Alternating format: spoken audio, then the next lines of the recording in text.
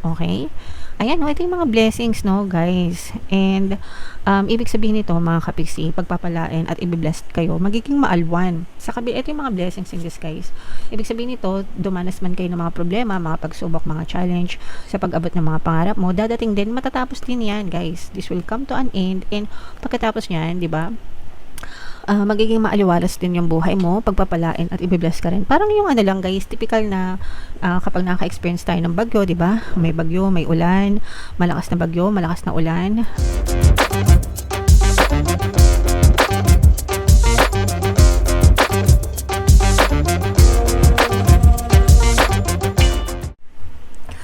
Hello guys, hello Taurus, welcome back to Pinoy Pixie Tarot. Ang pamagat ng episode natin for tonight is story mo ba to? Ito ay isang timeless reading mga kapiksi para sa Taurus, Sun, Moon, Rising Sign, and Venus.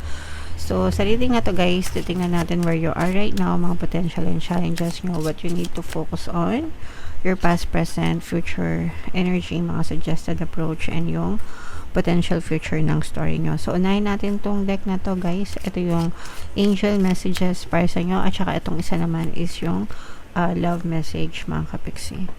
So, para sa inyong angel message, compassion for all guys. Ibig sabihin ng compassion, pagkakaroon ng mabuting puso, mabuti, maunawain, mapagmahal, maaruga, no, maalaga na puso, no. So, always choose kindness mga kapiksi, especially hindi lang sa sarili natin but with other people guys. Wag na nating gayahin yung ibang tao na masama, salbahe, yung mga bashers, yung mga negative na tao, lalo na sa SOCMED, no. Maraming mga buhay yung nasisira dahil lang sa pambabash ng ibang mga tao. And ang masaklap doon guys, yung mga nambabash, hindi naman nila kilala, 'di ba? Lalo na sa SOCMED, hindi naman nila kilala yung tao personally, pero kung makabash sila, wagas, 'di ba? So, wag ganun mga kapiksi, wag yung gayahin yung mga ganun guys. Compassion is the beating heart of all spiritual practices. The peace you seek comes from the peace you create. 'Di ba? Napakaganda. The peace you seek comes from the peace you create. Kung ikaw mismo nagki-create ng peace para sa sarili mo, para sa paligid mo, yun din yung may experience mo mga kapiksi. Okay? Extend your compassion to all beings today, including yourself. Everyone benefits when you are kind. May all beings be happy and free. Kung lahat lang sana tayo guys, 'di ba? Kung lahat lang ng tao compassionate, kung lahat lang ng tao mabait, walang salbahe, walang magnanakaw, lalo na sa mga politiko, di ba? Gigil na naman ako pag naalala ko yung mga politiko ng gobyerno natin. Kung lahat lang sana tayo mabait, may compassion, edi sana wala nang gulo, wala nang gera, wala nang away-away, 'di ba? Lahat nagkakasundo. So, simulan natin sa sarili natin and sa paligid natin, guys. Okay? Alright. And another message, guys. Ito naman sa love message. Romantic feelings, no? Your feeling are real and worth exploring. So, kung meron kayong mga partner or specific person, guys, ibig sabihin, totoo yung relationship nyo, totoo yung nararamdaman nyo, totoo yung nararamdaman nyo sa isa't isa ng person nyo. So, dapat nyong alagaan yung feelings na yan. Mga kapiksi hanggang sa lumago ng lumago yung inyong relationship. Guys, okay? Alright, so, yeah, comment down below, guys, if feeling nyo naka-resonate kayo dyan.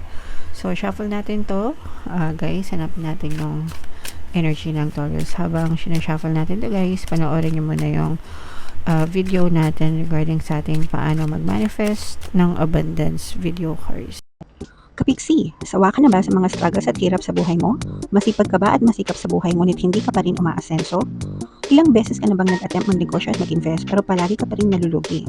Sa pagkakataon na ito ay maaaring may subconscious beliefs ka na nagiging balakid sa iyong pag-unlad at pagyaman. Introducing, paano mag-manifest ng abundance video course. Dito ay matututunan mong ma-overcome ang mga balakid mo para tuluyan ka ng umunlad, umasenso, sumagana, maging matagumpay, successful at maswerte sa iyong kabuhayan, pera, trabaho, negosyo sa lapi at kaperahan ng bonggang-bongga.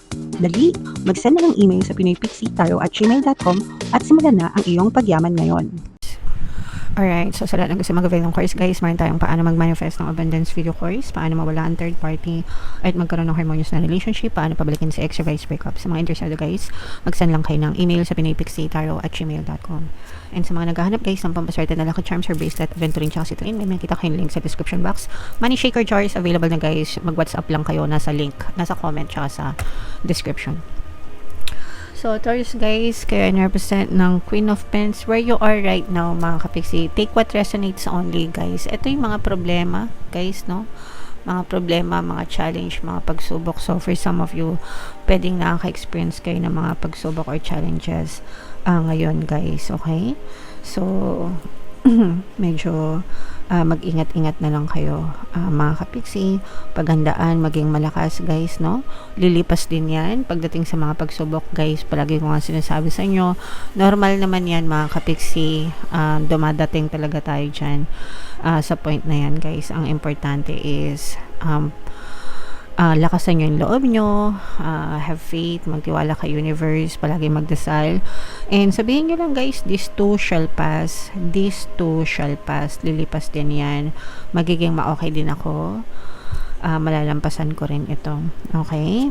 And yung mga potential and challenges, ito yung more on potential mga kapiksi. Ito guys, nakikita natin na for some of you, para nagkakaroon kayo ng mga challenge sa pag-abot ng mga pangarap nyo sa buhay, no?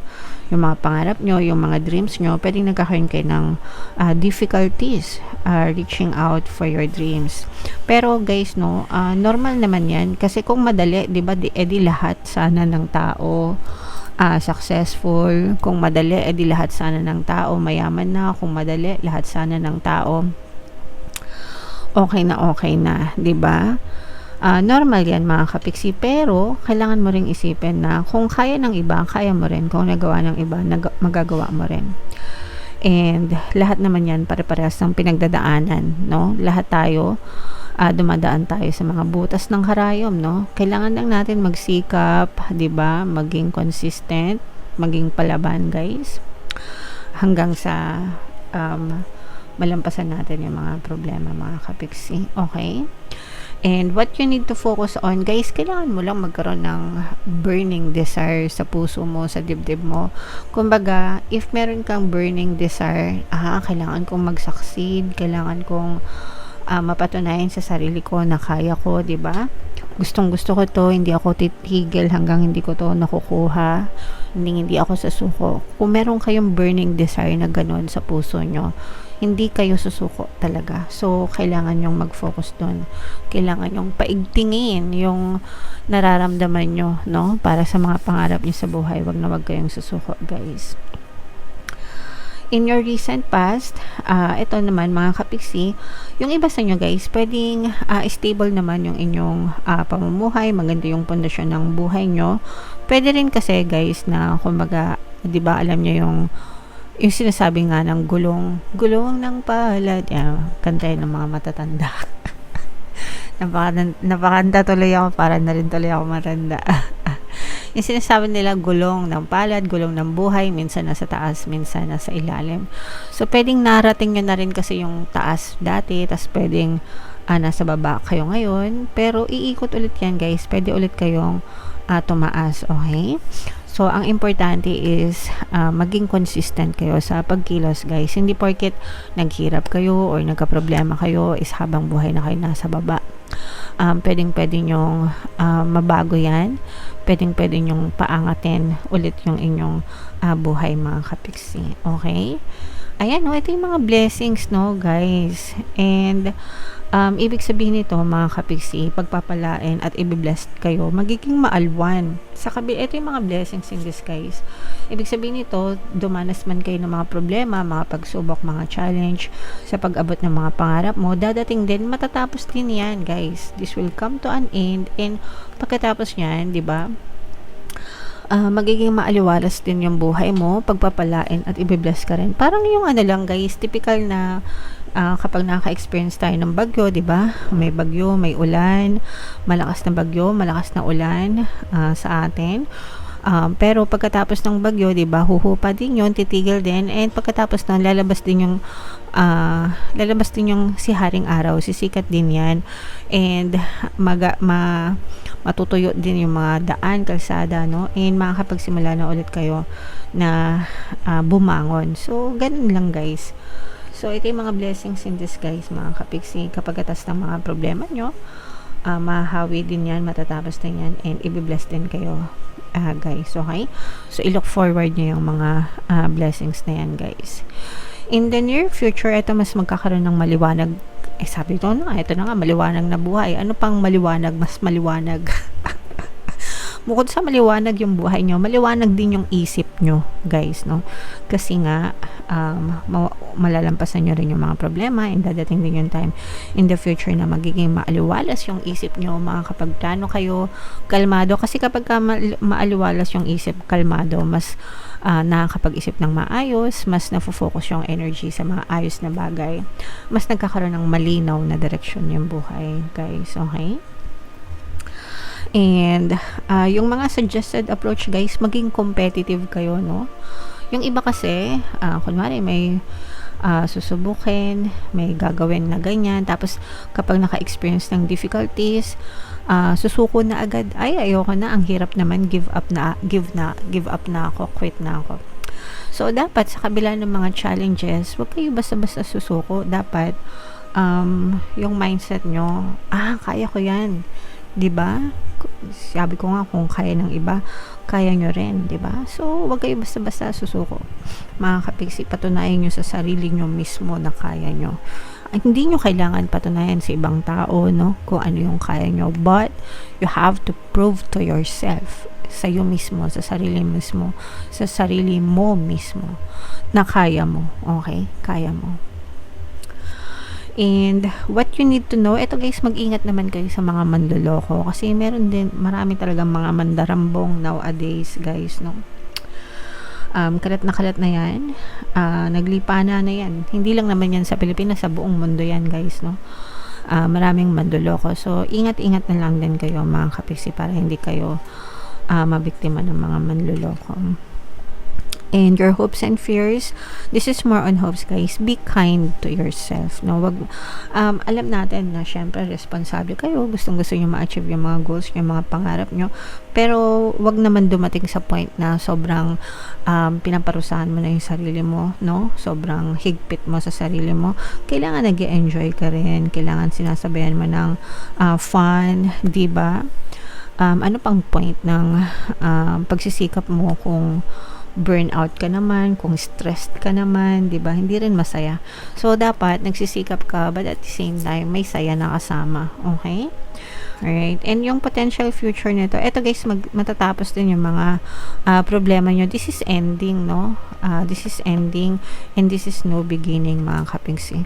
So matatapos yung mga itong mga problema na to. Yan, itong mga pagsubok na to, itong mga challenge na to, matatapos yan lahat, guys. And ito naman, mga kapiksi, magkakaroon kayo ng mas maliwanag na simula sa buhay nyo. Mas maayos, mas matiwasay na simula, na punong-puno ng blessings, guys. Okay? So, dito kayo mag-focus sa mga blessings, mga kapiksi. Comment down below if naka-resonate kayo dyan, guys. So, i-main-main nyo na yung mga blessings na yan. Itong mga maliwanag na bukas, guys.